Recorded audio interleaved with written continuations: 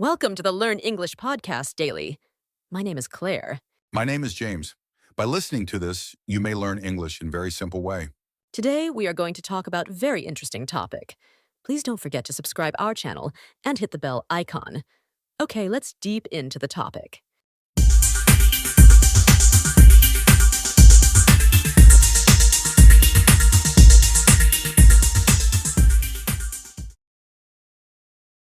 Today we're taking a scalpel to one of the most intriguing, maybe even controversial parts of the whole AI revolution happening right now. We're looking squarely at the tech designed to, well, hide the machine.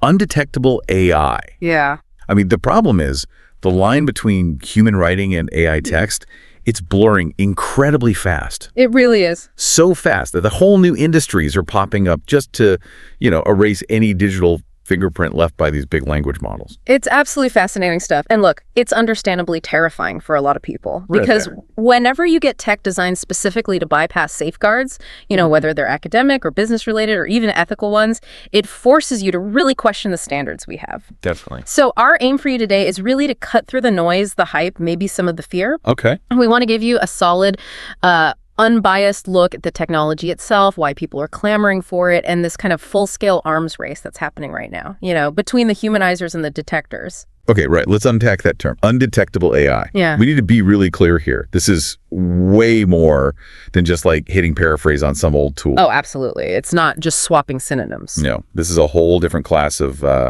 algorithmic tools. They take text made by models like, say, GPT-4 or Claude, and they systematically process it, rewrite it. And their only goal, to make it seem statistically, stylistically, completely human, specifically built to fool detectors like Originality.ai or GPT-0, CopyLeaks, those guys. And to really grasp how complex that is, we first need to understand the enemy, so to speak. What are those detectors actually looking for? Okay. What's really fascinating, I think, is that these tools, they don't care about the quality of the writing or even what the words mean. Not really. They're analyzing statistical patterns. They're hunting for what you might call the AI content fingerprint. The fingerprint. And that fingerprint is made up of some very specific statistical clues. That sounds kind of abstract, though. Can you, define what measurable things actually give the AI away? Yeah, definitely. The first one, and it's probably the most critical, is something called perplexity. Perplexity. Okay. So perplexity is basically a measure of how predictable the next word is in any given sequence. Think about it. If you, listening right now, were writing a sentence, you might throw in an unexpected word, maybe phrase something a bit unusually. You introduce these little inconsistencies, right? Yeah, naturally. That human variation. That leads to higher perplexity. The text is less predictable. Okay. AI writing, though, especially from models trained on tons of, fairly predictable web data, it's often highly optimized. It picks the most statistically likely word almost every time. So it's smoother. Too smooth, Yeah. Exactly. And that results in a predictable text flow, which means a lower perplexity score. It's almost too perfect, statistically speaking. Got it. So if I write something and a computer could easily guess my next word, that's low perplexity. That trips the AI alarm. Precisely, yeah. And that connects directly to the second big indicator, burstiness. Burstiness, like bursts of words. Sort of. It's about the variation in sentence structure and length. Think about how we actually talk or maybe write an email. We mix it up, don't we? Sure. You might have a long, kind of complex sentence, thinking things through, and then boom, a short, punchy little sentence right after it. Yeah. Okay. That variation in rhythm, that's what researchers call bursty. Like music, maybe? A human song has changes in tempo, rhythm. That's a great analogy, exactly. AI text, well, historically at least, tended to keep a much more consistent, uniform rhythm. Right. Like a robotic pace, even if the words themselves were fancy. And that lack of structural ups and downs, it really stands out when you compare it against millions of examples of human writing. Okay. Perplexity, burstiness. Is there a third piece to this fingerprint? There is. Beyond just the rhythm and predictability, detectors also look for consistency in semantic coherence and repetition. Well, AI output is usually logically very sound, right? But the algorithms can sometimes spot where the AI overuses certain, maybe slightly generic transition words or phrases. Or it might fall into repeating the same kind of logical structure paragraph after paragraph.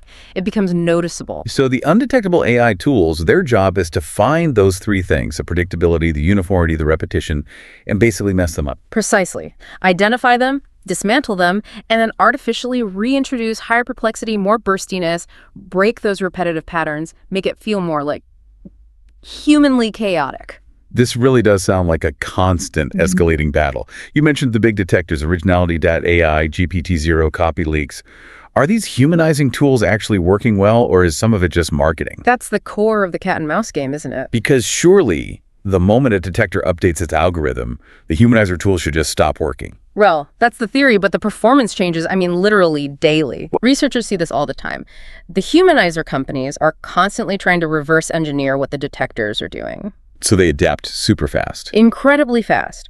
A common thing you'll see is, say, a major detector announces an update. Maybe it's now looking harder at, the frequency of certain transition words. Okay. Within, 24 hours, sometimes less, the humanizing services will update their models to specifically randomize or replace those exact words. That's crazy. It's this ongoing high-speed tech arms race.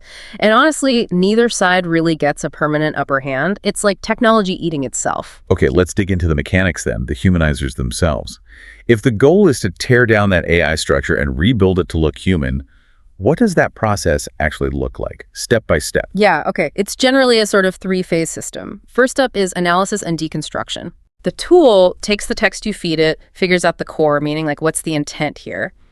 But at the same time, it identifies every single predictable pattern, the low perplexity bits, the uniform rhythm, anything laid down by the original AI model, like GPT-4. So it flags all the AI giveaways. Exactly. Marks every single one. Then how does it do the humanizing part, the reconstruction? Okay, that's phase 2.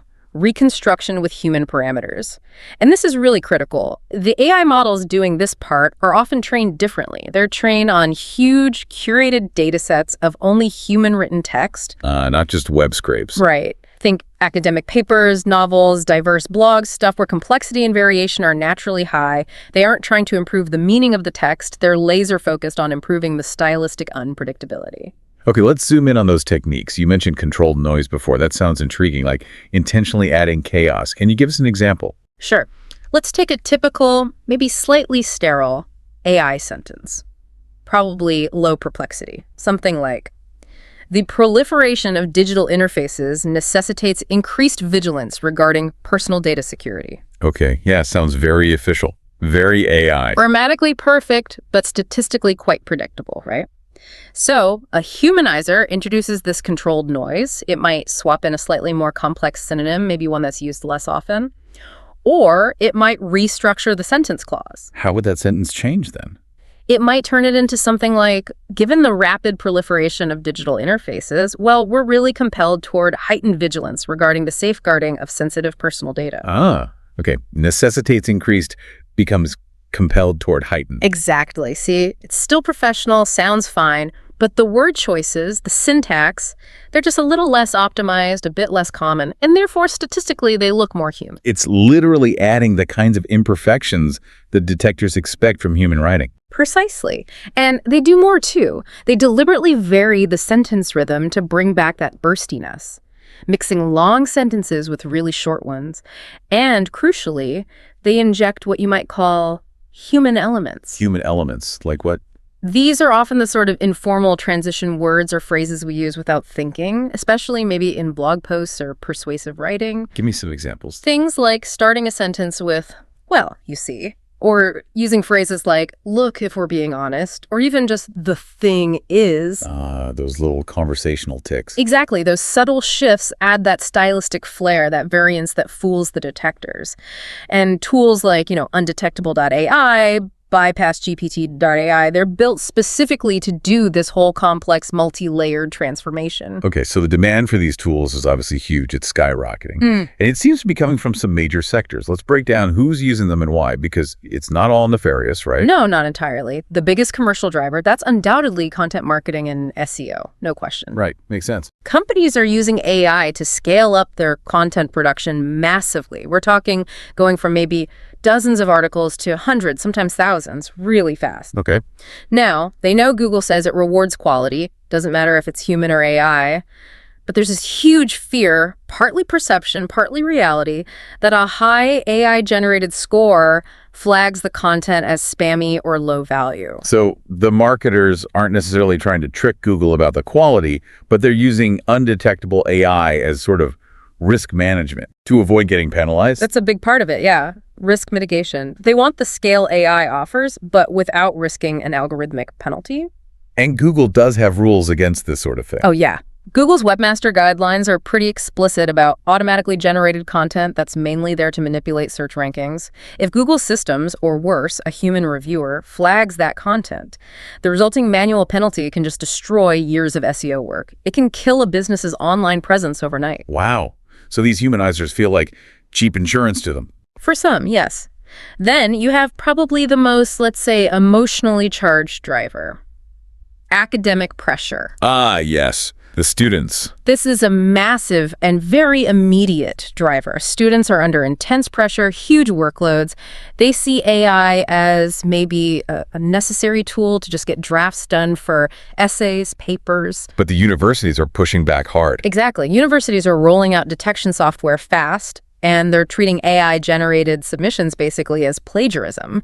So that desire to use AI assistance, but without setting off those alarms, that's probably the single biggest individual group driving demand for these humanizing tools right now. Okay, so SEO, academic pressure. Is there any truly legitimate use case, one that isn't about trying to fool a system? Yes, absolutely there is. And that's simply enhancing output quality. How so? Look, even the best AI models out there today, sometimes their output is just sterile, it's dry, it lacks the personality you need for a specific brand voice, maybe. Right, doesn't sound like us. Exactly. So using a humanizer tool just to polish that output, maybe add some stylistic flair, improve the readability, make the text genuinely more engaging or unique for a human reader.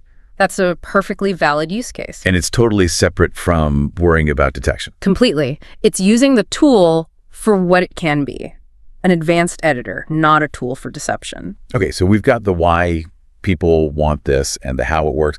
But this obviously brings us right to the core ethical questions. Yeah. And the real world consequences. I mean, what happens when this tech gets really good and really easy to get hold of? What are the serious risks for the user, but also for, society? And the risks are structural. They're significant. Yeah. Let's start with academia because it's so immediate. Okay. For a student, using undetectable AI to get around the systems, submit AI work as your own. That's just straight up academic fraud. There's no other way to put it. It completely devalues the whole point of learning. And the penalties, if you get caught, and remember, the detectors are getting better all the time. They're severe. We're talking failing the course, suspension, maybe even getting expelled. It's not a minor thing. No, definitely not.